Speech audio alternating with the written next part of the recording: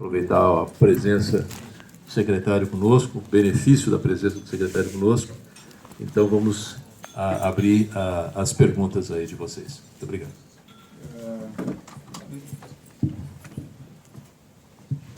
Bom dia, Jorge Guimarães, do Portal Autoindústria. Secretário, eu queria que o senhor explicasse, expusesse o que, de fato, esse programa que foi fechado, ou esse acordo que foi fechado com o governo alemão sobre eletromobilidade, que foi citado pelo ministro no discurso dele, por favor. Jorge, obrigado pela pergunta. Sei que a pergunta fosse para todo mundo, viu, Rogério? Não só para mim. A gente tem um acordo com o governo alemão um programa chamado Promove-E, que visa tem uma cooperação, na verdade, com a GIZ, que é a Agência de Cooperação Alemã, para pesquisa e desenvolvimento nosso do governo de novos sistemas de propulsão elétrica, nesse caso. E nós temos feito alguns estudos com os alemães, mirando o mercado brasileiro, entendendo qual é a melhor forma, ou pelo menos como é que o mercado brasileiro se comportaria em relação à eletromobilidade. Existem várias lacunas quando a gente fala em eletromobilidade no Brasil, e é o que a gente está tentando entender do ponto de vista de política pública. Exemplo, os países europeus, e aí talvez o Rogério, o Edson entendam melhor do que eu sobre isso, alguns incentivos públicos, por exemplo, quem possui carros elétricos na Europa consegue estacionar no centro das cidades. Isso é o tipo de coisa que a gente está avaliando. Na Europa você tem um voucher, você tem um subsídio que é dado ao comprador de veículos elétricos, no valor, sei lá, de 4, 5 mil euros por unidade vendida. Isso seria um modelo para o Brasil? Não seria? Provavelmente nesse contexto não, porque isso caracterizaria o subsídio cruzado. Então, nós temos várias dúvidas em relação à modelagem mesmo, não só de produção, mas como de venda, né, no mercado. Temos outras questões envolvendo mobilidade elétrica no país, que é esse projeto, essas respostas que nós estamos tentando ver para efeitos de política pública, que não são ou não foram respondidas. Existe uma discussão no mundo inteiro, isso não só no Brasil, sobre, se o carro elétrico ou esse carro híbrido ele for um carro plug-in, essa infraestrutura ela é feita pelas empresas, ela é feita pelo governo. Então, esse tipo de pergunta, né, esse tipo de estudo é que nós estamos já desenvolvendo nesse projeto conjunto com a Agência de Cooperação Alemã. Parte dos resultados desse projeto nós vamos aproveitar no que nós estamos trabalhando no âmbito do Rota 2030, que é o Plano Nacional de Eletromobilidade, que provavelmente será aí, e é isso, é parte do Rota, mas é um apêndice grande e importante do Rota. Em novembro, provavelmente, isso vai ser anunciado, esse Plano Nacional de Eletromobilidade, porque tem questões que envolvem não só emissões, que envolve o IBAMA, por exemplo, eficiência dos veículos envolve MME, questões também que envolvem regulação. Então, a Agência Nacional de Energia Elétrica precisa estar envolvida. Então, são vários entes que estão ali juntos tentando entender, e, obviamente, que a participação input da indústria no GT7 do Rota, que é como nós convencionamos chamar, essa discussão ocorre lá dentro também. É disso que trata. Por portaria ministerial ou precisa de lei? O que? O plano... São várias medidas, na verdade. Exemplo, hoje, recentemente, eu acho que há um mês atrás, existiu um voto de um diretor da ANEEL, cujo nome eu não vou lembrar nesse momento, falando sobre a questão dos pontos de recarga, né, de veículos no Brasil. Ele falou, isso não é um mercado que vai dar para as concessionárias, é um mercado livre. É uma definição regulatória que já foi dada em virtude dessas conversas. Então, são vários instrumentos legais, na verdade. Resolução de ANEEL, pode ser portaria do Ministério para regular certos aspectos. O plano em si é uma política dada e vários instrumentos legais serão dados. Portarias, regulamentos, resoluções, algumas alterações legais que eventualmente precisam ser feitas. Então, não existe um documento legal único para isso. Pois não. A Alemanha, particularmente, Fernando Colmon, do All Cars, a Alemanha, particularmente, tem um investimento muito forte em energia fotovoltaica, né? Energia solar, apesar de ser um país que não tem assim tanto sol. E no Brasil, ao contrário, a gente tem uma força muito grande em energia eólica e pouca energia solar. Você acha que o governo poderá ter algum tipo de subsídio, algum tipo de orientação para tentar equilibrar essas duas fontes aqui no Brasil? Porque uma é muito mais abrangente do que a outra, né? Pelo que eu vejo do que é a energia distribuída, né? Tá bom. Bom, não vou responder especificamente em relação ao automotivo, mas vou me ater à questão de energia renovável aqui. A gente tem no país hoje o que já foi desenvolvido em termos de incentivo à indústria na área de energia renovável, ele foi muito maior na área de eólica. Então, na eólica você teve os aerogeradores, as pás eólicas, você conseguiu desenvolver, por exemplo, um programa de financiamento específico no BNDES, que é um programa de nacionalização progressiva, né, para a energia eólica, e esse mercado se desenvolveu muito no Brasil. Hoje você tem, entre aspas, fazendas inteiras, por exemplo, no Nordeste, uma região que eu conheço um pouco melhor nessa área de energia eólica, produzindo, desenvolvendo e gerando energia a partir de fonte eólica. E hoje a gente começa também a desenvolver, a própria Petrobras tem um projeto interessante, que é mais ou menos uma produção offshore aí de energia eólica, que é em alto mar. As políticas desenvolvidas para a eólica, elas foram, sobretudo, políticas voltadas para financiamento e para geração no Brasil de partes desse processo, né? Então, temos empresas hoje no Sul, aqui mesmo em São Paulo, que produzem parte de aerogeradores. Ponto. Fotovoltaica, apesar da incidência solar no Brasil ser maior, você falou bem, países como a Alemanha eles produzem muito mais energia do que nós. Mas existe toda uma discussão na eólica, que hoje, na solar, que corresponde, eu acho que a 0,5% hoje da nossa matriz energética é a solar. Não vim preparado para falar de energia eólica, mas eu acho que é mais ou menos isso, né? Embora a eólica, eu acho que é 6% da nossa matriz. Os dados são mais ou menos esses. Embora a eólica tenha partido na frente, a energia solar fotovoltaica, ela não teve o mesmo ímpeto inicial que a eólica teve, ela chegou depois. Hoje, estima-se que a geração anual chega a mais de 1 giga por ano, acho que de aumento de energia fotovoltaica no mundo, gigawatt. No Brasil, tem várias questões que a gente não conseguiu resolver. Primeiro, né, do ponto de vista regulatório, para a energia solar fotovoltaica, energias renováveis em geral, a gente precisa fazer leilões, e geralmente são leilões de reserva. O último leilão de reserva que teve no país foi há 2 ou 3 anos atrás. Esse é um trabalho também que é um pouco a periodicidade dos leilões que a gente precisa dar conta de fazer com certo 2 em 2 anos, 3 em 3 anos, 4 em 4 anos. Isso a gente não tem ainda previsões, eu diria, regulares de energia renovável nos leilões. Por quê? Porque essa é uma área de energia que ela é sobretudo puxada pela demanda, e a demanda do Estado, porque é o Estado que demanda via leilões. Uma outra questão não resolvida no país ainda, só para finalizar o assunto renováveis, é a questão de cadeia produtiva. Existe um programa específico do governo, que não é desse governo, do governo anterior, chamado PADIS, que é um programa de semicondutores, e nesse programa de semicondutores há incentivos para a instalação fabril no país de placas solar fotovoltaica e também não só de painéis fotovoltaicos e também de células fotovoltaicas, que é um conjunto de incentivos para projetos de fabricação disso no país. Acontece que existe uma distorção tributária nesse setor especificamente, porque se o bem final ele tem a isenção tributária, toda a cadeia, os insumos não tem. E aí o que acontece em geral é que o produto produzido no Brasil está em via de regra 57% acima do produto produzido na China, pra você ter uma ideia, o que inviabiliza a competitividade desse produto no país. Dado isso, ou seja, o maior país produtor hoje de painéis solares fotovoltaicos é a China, uma produção muito grande, muito extensa, superando inclusive os Estados Unidos e os países europeus. Obviamente que não significa dizer que a gente aqui vai ter que produzir só com o que é produzido aqui. Estou só dizendo que são várias questões, tanto do ponto de vista industrial quanto do ponto de vista regulatório, que isso não está resolvido no solar fotovoltaico. Mas vamos voltar ao assunto dos automóveis.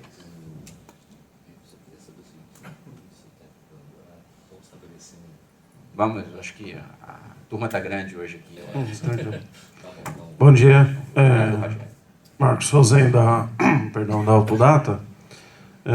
Sobre o rótulo, eu queria saber se o decreto, o texto dele já está pronto. A princípio, você falou em 30 dias para publicação, né? Se isso vence essa semana, se tem algum problema, se isso for um pouco postergado.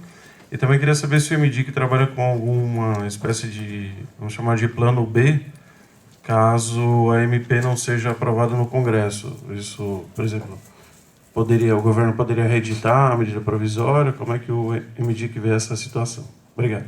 Ok.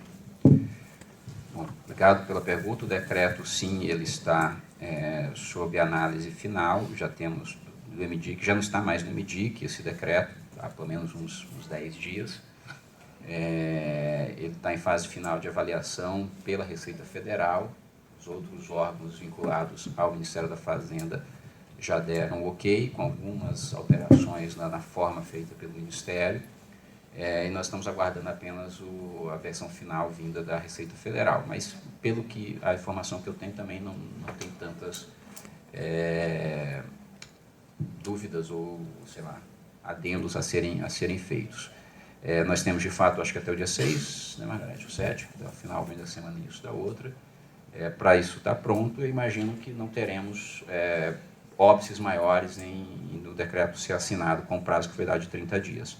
Durante o período de redação da medida provisória, nós queríamos aí colocar 45 dias, mas aí nós fomos convencidos pelo nosso jurídico que, bom, se não ficar pronto em 30, também não vai ficar em 45, então corram e façam em 30 dias. E aí foi o que nós fizemos, de fato, ficou pronto. Acho que a pressão de tempo sempre ajuda a gente nesse contexto.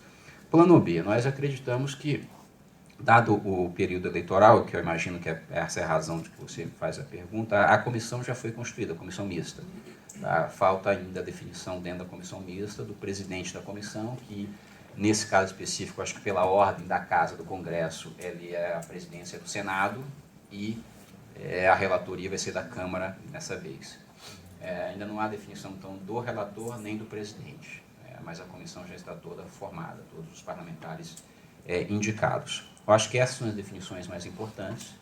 Nós julgamos, assim, do prazo que nós temos visto, né, porque com o período eleitoral, a informação que eu tenho, eu nunca li isso, mas provavelmente o que acontece é que os prazos são suspensos também para correr a medida provisória.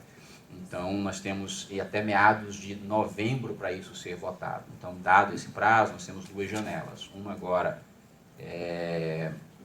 até fins de agosto, se eu não me engano, para ser aprovado e votado na comissão, ou que isso seja até meados de novembro. Então, como são duas janelas, na verdade, nós entendemos que há dois momentos para aprovação da medida provisória. Então, quando você fala em plano B, nós levamos o plano B ao longo do tempo. Então, o plano A é o plano para ser aprovado agora em agosto e o plano B em novembro, não com uma reedição, porque a reedição já se daria já em dezembro, praticamente.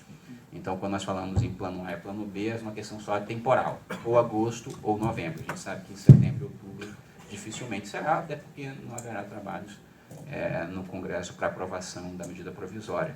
Mas essa definição, se vai ser o plano A no tempo agora ou em novembro, ela depende muito da indicação do relator, tá, e do presidente. E só depois de indicados é que nós vamos ter esse indicativo de que momentos vai acontecer, se na primeira janela ou na segunda janela. Bom dia, ministro. André Barros, da Autodata. Eu queria que você falasse um pouquinho, então, já que o texto do decreto está pronto, se você puder adiantar algumas coisas, como é que vai ficar essa meta de eficiência energética e como que vai ser feita essa medição? Já começou esse ano, vai começar a partir do ano que vem? Como que ficou estabelecido isso? Não, eu não vou poder adiantar muita coisa, até porque se eu adiantar aqui, aí sai, depois o Ministério da Fazenda vem, você já falou isso, então a gente vai ter que repactuar certas coisas. Aí minha trajetória tem que ser de risco menor nesse momento. Se você não se incomodar demais. Se você se incomodar demais, também não vou poder fazer muita coisa, mas eu não vou poder adiantar. Não vai alterar muito. O que eu posso dizer em linhas gerais, assim, nas definições mais micro, nós temos vários, posteriormente ao decreto, nós temos que regulamentar várias coisas via portaria. Então, isso é uma portaria que vai sobre eficiência energética, fiscalização, auditoria, portaria para as questões de segurança veicular, me ajuda, Margarete? PID, enfim, são vários os atos legais do Ministério para regulamentar isso, inclusive portaria de habilitação ao próprio ROTA. As metas de eficiência, obviamente, elas vão, eu posso dizer em linhas gerais, elas vão partir do que já foi alcançado no Enovaralta. Então, o que nós temos no Enovaralta é que nós reduzimos em 15%, ou aumentamos a eficiência dos carros brasileiros na média em 15%, então ninguém vai voltar atrás daquilo que já foi conquistado. Então, a gente parte, na verdade, das conquistas do Novo Arauto e ali assume-se ali um incremento marginal para a indústria. Eu digo marginal no sentido de que vai ser mais, não no que vai ser pouco, tá? Porque essa história eu aprendi até com meus amigos engenheiros aqui, né, da EA, é como perder peso, né? Você perde o começo da dieta, você perde muito mais rápido, depois para você perder é muito mais difícil. Você tem que ter até do ponto de vista de ganhos tecnológicos, de produtividade, é muito mais difícil. Mas sim, a gente vai ter metas ambiciosas, chegando inclusive a próxima ali, próximos às metas de União Europeia, por exemplo. Não posso dar os números exatos agora, porque isso não está fechado dentro do decreto, embora a gente já tenha as propostas todas. Eu não sei se teve aceitação por parte de todos os órgãos do governo para isso, mas já é uma discussão bem importante. Inclusive, também já mencionando que as questões todas que a gente estava falando sobre segurança veicular, ela também já segue um roadmap natural do que está na primeira fase, na segunda, etc. Tá? Mais umas 2 perguntas, Edson? 2. Eu queria fazer uma pergunta para o Edson. Essas metas já foram dadas pela EA, né? Foram parametrizadas, né? Seria de 8 a 9% de ganho de eficiência? Na verdade, como a EA realmente participou, né, e tem participado da discussão, tem ajudado, na verdade, tecnicamente, como que se faz os cálculos, como que faz a medição e tudo mais, certo? Não me recordo de ter cravado algum número para a imprensa, mas eu acho que a situação é exatamente essa que o secretário Igor está dizendo, que realmente o decreto está para sair, então vamos aguardar, né, o decreto, senão a gente sai atropelando aí. Igor, é Pedro Kutney da Automotive Business. Então, só para organizar aqui, seriam as 2 últimas perguntas, ok? Tudo bem? Então, vamos lá. É só para esclarecer, um esclarecimento e uma pergunta. Tá? O esclarecimento é porque no dia da aprovação da medida provisória que criou o Rota 2030, o próprio MDIC soltou um release com a proposta de 11,2%, se eu não estou enganado, de meta de eficiência energética. Quero saber se esse número foi colocado lá por acidente ou se é esse mesmo. E a pergunta que eu gostaria de fazer é se nas negociações que foram feitas intensas com a Fazenda, né, que até a última hora tentou não aprovar o programa, se houve ali uma perda, se vocês consideraram uma perda em termos de investimento de P&D, que era a principal questão ali, que se falava muito que poderia se descontar 20% e caiu para 10% e alguma coisa. Você considera que ainda assim é suficiente dentro do que estava sendo pedido? Vai ser suficiente para incentivar, de fato, pesquisa e desenvolvimento nesse setor? Obrigado. Nada, Pedro. Duas questões, Pedro. Alô? Pronto, está aqui, está certo. 11,2% de eficiência. Não, o número não caiu do céu, existe um número de 11,2%, é porque quando eu falo que o decreto ele vai regulamentar um número exato, é porque o processo de construção do Rota, né, várias pessoas citaram, inclusive, na cerimônia de abertura, ele foi muito... você falou de resiliência, Rogério, assim, nós precisávamos e ainda continuamos precisando ainda de um processo de negociação muito árduo. Então, às vezes o que não está escrito ainda, assim, você não tá como não foi para a medida provisória um percentual, existe esse número sobre a mesa, existe, eu posso dizer assim, existe um range de 10% a 15% sobre a mesa, sei lá, de 9% a 15% sobre a mesa. Mas como isso não está escrito, e aí o que estava lá na medida provisória, você volta para negociar, e aí você refaz o cálculo, e aí você pega o parâmetro europeu de novo, refaz de novo. Então, é por isso que eu não quero cravar nenhum número aqui, porque quando eu cravo um número aqui e depois sai na imprensa, e aí eu vou dizer, mas a gente não estava discutindo se seria aquele parâmetro ou outro, por isso que eu não queria dizer, mas o número, de fato, existe um número de 11,2. Margarete... As equações vão para o decreto. Pois é, a equação vai para o decreto, mas da equação você vai partir para o número. Então é um negócio meio... Explica especificamente, Margarete. Que, na verdade, essas metas percentuais de incremento, elas se referem à frota geral, né? Então, o decreto não crava um número. O decreto apresenta a equação. Esse número é a partir do cálculo da frota geral. E em relação ao PID, eu entendo que ele se você me perguntasse há 1 ano e meio atrás, quando eu comecei a discutir isso, eu te diria que se nós chegássemos a esse número de 10, talvez fosse um número pequeno, porque a nossa ambição era muito lá em cima.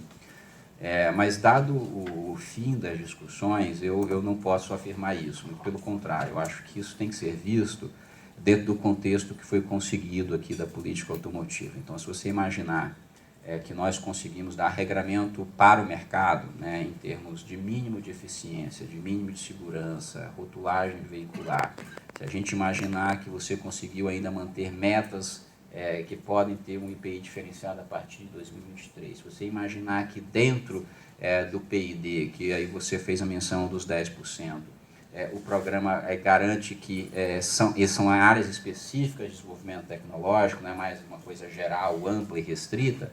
Se você imaginar o contexto como um todo, eu, do MDIC, não tributo isso como uma perda. Tá? Eu tributaria como perda se isso fosse feito aos moldes do Inovaralto.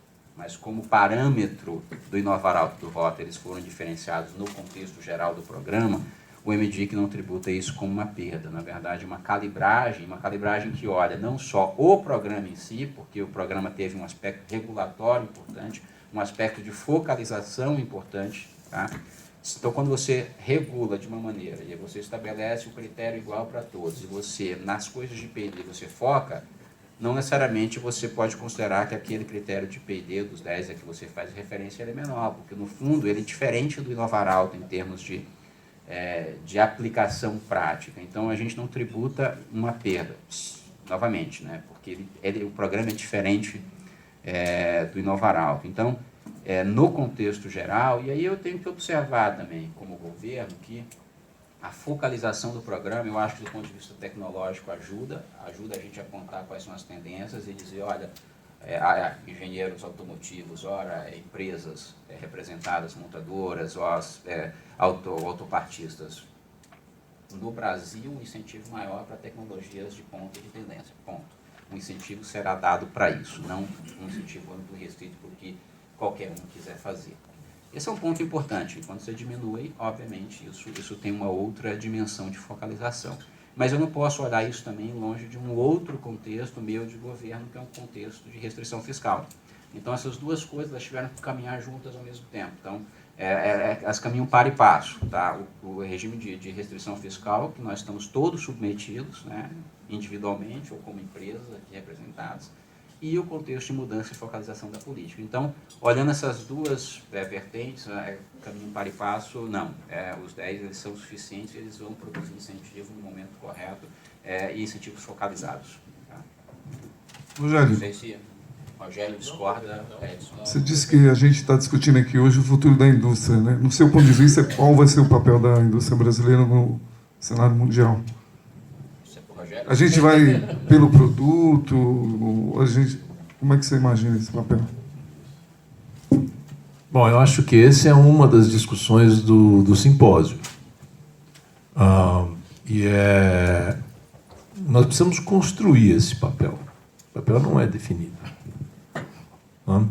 Eu acho que o que o secretário colocou na questão da eletromobilidade, eles estão dando um passo à frente e já trabalhando qual seria o modelo brasileiro de marco regulatório para suportar, apoiar a indústria do futuro. Isso é fundamental. É a base.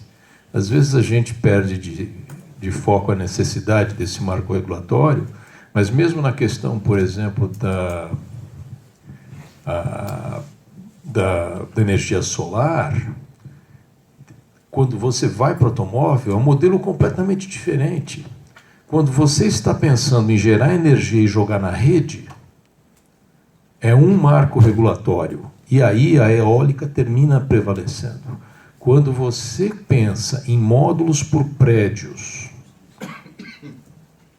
doméstico, você tem um outro nível de utilização onde o eólico não é tão eficiente. mas você precisa de marcos regulatórios, políticas fiscais diferentes. Então, nós precisamos trabalhar isso, porque isso é a base e que motiva a indústria a começar a pensar nos seus investimentos futuros. Mas eu não sei se vocês sabem, mas o Brasil tem, nas regiões de terras raras, elementos fundamentais, né, de minérios necessários e importantes para os motores elétricos, para os ímãs, superímãs. Né? Poucos países do mundo têm. Brasil, China e tem mais um que agora não estou me lembrando. Na Ásia. Então nós temos, sim, muitos elementos naturais que nós podemos usar e participar. Portanto, o que nós temos que fazer é essa parceria onde nós olhamos a tecnologia, os nossos engenheiros olham a tecnologia, e nós e o governo trabalham um marco regulatório para que isso seja um terreno fértil para a gente. Mas tem muita coisa para fazer, sem dúvida nenhuma. Né? É um desafio tecnológico? Mas nós temos elementos locais que nós podemos alavancar. E é isso que a gente deve fazer. Isso eu estou dizendo na parte da eletrificação, principalmente. Porque quando você fala de carroceria, toda a parte mecânica, essa parte, obviamente, a gente já tem um lastro bom e vai continuar tendo. Olha, antes de você encerrar, e você como presidente do CIMEA, eu só queria colocar mais uma vez, então, a EA. Eu acredito que já, em termos de perguntas, já está encerrado, correto? Tem mais alguém? Bom, eu só queria colocar mais uma vez a EA. Tá bom. De todo modo, eu gostaria de aproveitar, já que eu tomei a palavra aqui, de colocar a EA mais uma vez à disposição do MIDIC, né, para toda a equipe de engenheiros que temos aí na plateia aí, lá na EA também, à disposição para que os trabalhos, né, que vai ser dando continuidade, né, definição de procedimentos e etc, toda a parte técnica nós estamos colocando aí à disposição mais uma vez, como um fórum neutro de discussão, né? Uma vez que temos lá as montadoras e o pessoal da universidade e também o pessoal da área de fornecedores. Tá? Bom, então vamos usar que o doutor Igor tenha mais um tempinho aí. Se tiver mais alguma questão, a gente continua. Né?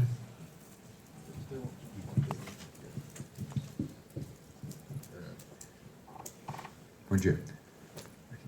Então, sobre os importados e principalmente as fábricas que estão no Brasil já, tem 4 fabricantes de veículos de preço superior, né, e que estão instalados no Brasil.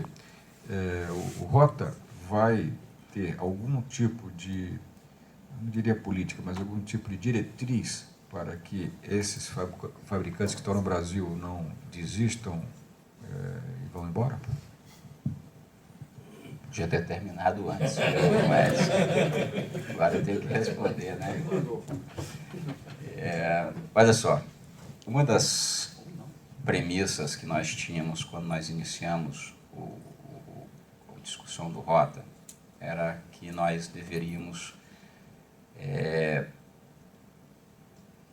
eu vou usar essa palavra no sentido figurado, né? Mas assim dizer, nós precisávamos evoluir a política industrial do setor automotivo, do Inovar Alto para uma nova política. Né? E eu digo evoluir não no sentido pejorativo, eu digo assim, porque o Inovar Alto ele teve os seus problemas, o Inovar Alto ele teve também as coisas boas que vieram do Inovar Alto. Então evoluir porque toda política pública, seja em qualquer área social ou na área industrial, ela é regida por 2 coisas principais, tempo e espaço. Ela tem um tempo específico e ela se move num espaço específico. O Inovar Alto teve o tempo dela, 2012, né?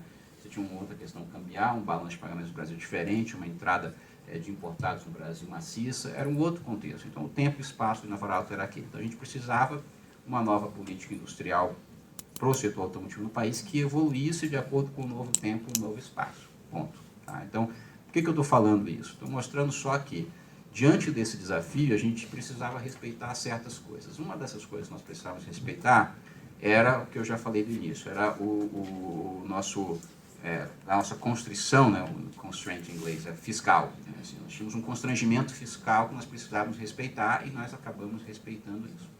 Uma outra dimensão importante aqui, vocês todos acompanharam isso, né, e foi dada muita publicidade a isso, o Brasil foi condenado na Organização Mundial do Comércio por várias políticas industriais do país.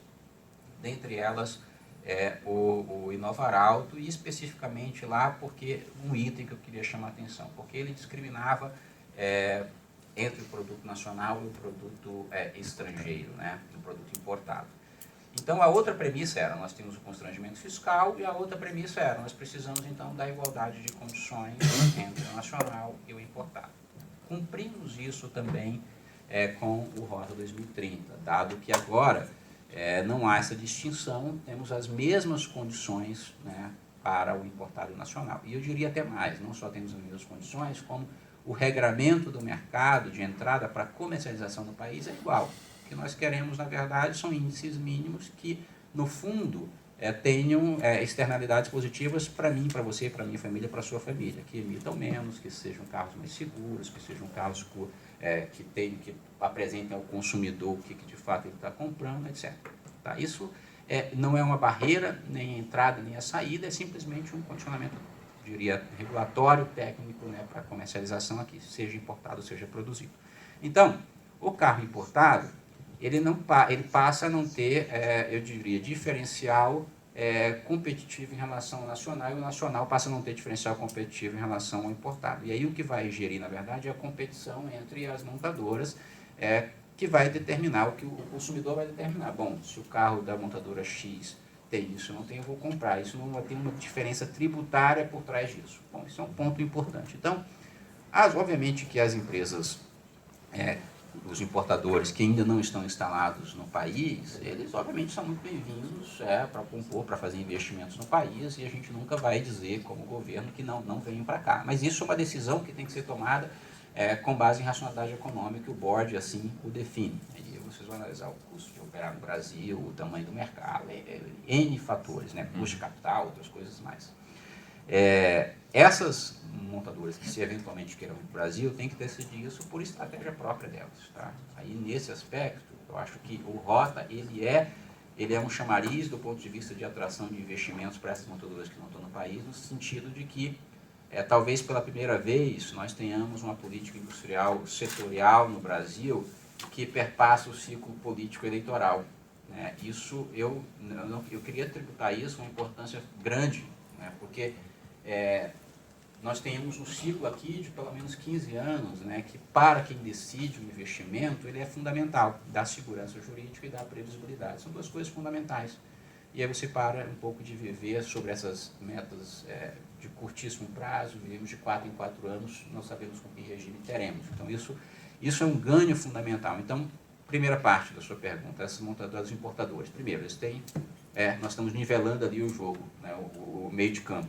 Todo mundo tem as mesmas regras, você pode aderir ou não Rota, se aderir Rota, você pode ter o benefício de PID aqui, se fizer aquilo que for de fato estratégico, né, em termos de desenvolvimento tecnológico, PID e outras coisas mais. Se vier para cá, será muito bem-vindo, e aí as montadoras aqui presentes vão ter que, obviamente, não entrar no processo competitivo, como é salutar e como é indispensável em qualquer mercado. Ponto. Em relação às montadoras que já estavam aqui, que são as montadoras de premiums, né? Nós resolvemos também, no mesmo dia que o presidente assinou a MP do Rota, ele assinou um projeto de lei, né, que estende o prazo do uso dos créditos lá do Inovar Alto para essas montadoras. Crédito devido a eles pagaram esses impostos e o governo está ali, então, retornando esse crédito, que dá, obviamente, dentro da expectativa da queda do mercado que elas tiveram nos últimos anos, dá um fôlego adicional a elas. Mas vejam, para esse mercado específico, é óbvio que a gente tem outras coisas. Por exemplo, as questões de tecnologia são empresas importantes no nosso entendimento como governo, que trazem novas tecnologias ao país, mas são empresas que também precisam, que atuam no nicho de mercado também. Um nicho de mercado com, eu diria, as pessoas que compram precisam de um poder aquisitivo maior. E parte desse problema ele vai ser resolvido com a retomada do nosso crescimento econômico, que esse ano estimado em 1,5, 1,6, dependendo de quem estima. As empresas que aqui já estão, eu acho que elas, pelo menos com a questão da recuperação dos créditos e com a previsibilidade de segurança que o Rota trouxe, eu não ouço que elas sairão do país, né, por todos os investimentos que elas já fizeram e pela aparente retomada do mercado e pela previsibilidade que a gente está dando. Então, novamente, eu volto a dizer, o Rota ele é uma política que traz benefícios para a P&D especificamente, então a gente está voltado à inovação e ao desenvolvimento tecnológico, e o Rota é uma política que traz metas, né, vinculadas também a essas questões que envolvem externalidades positivas na nossa sociedade, segurança e eficiência energética, e o Rota regula ou dá regramentos claros para o mercado durante um período de 15 anos. Portanto, e aí não sou eu que tenho que falar isso, talvez o Rogério seja melhor, que participa do meio. Para o possível investidor, para quem investir aqui, previsibilidade e segurança nas normas ele é fundamental, normas claras, isso funcionaria. Então, essas empresas, né, sejam importadas ou as premium, elas terão as condições iguais que as outras têm. Tá? Muito bem. Só mais uma pergunta. Vamos fazer Essa é a última, então. A última pergunta. Vai haver redução de carga tributária para o veículo elétrico? Porque ele ainda é alta. Você quer falar isso, Margarete?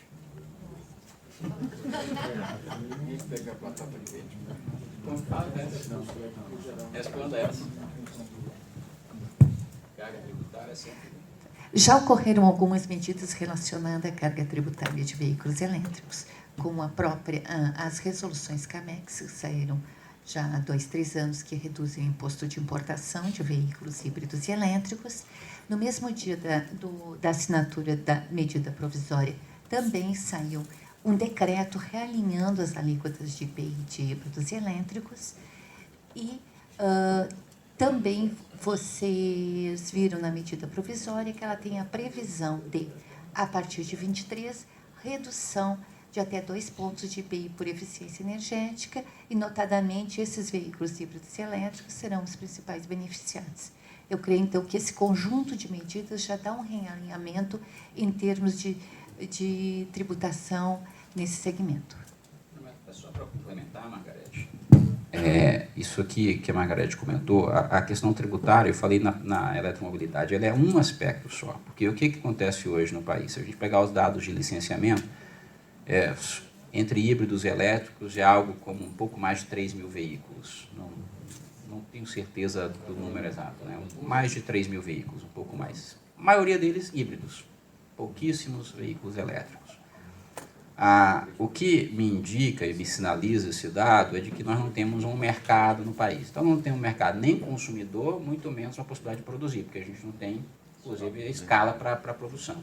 Então, uma das primeiras coisas que precisam ser resolvidas, e a gente sabe que essa é uma equação a ser tomada, é a questão tributária. O realinhamento das alíquotas do IPI foi feito agora, no mesmo dia da medida provisória. Nós já tínhamos feito uma redução do imposto de importação, então tem uma medida para IPI, teve uma medida para imposto de importação significativa. Isso se soma à questão tributária. E as outras questões, aí volto a dizer, existe uma questão regulatória, ANEEL, existe uma questão de infraestrutura para recarga de veículos, porque isso vai dando para o país, né, o quadro regulatório e tributário que vai